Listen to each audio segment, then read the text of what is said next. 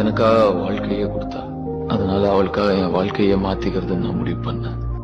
சொந்த பந்தம் எதுலயுமே பெரிய பற்றுதலோ நம்பிக்கையோ இல்லாம இருந்தேன்னா அது எல்லாத்தையுமே ஆனந்தி மாத்திட்டா.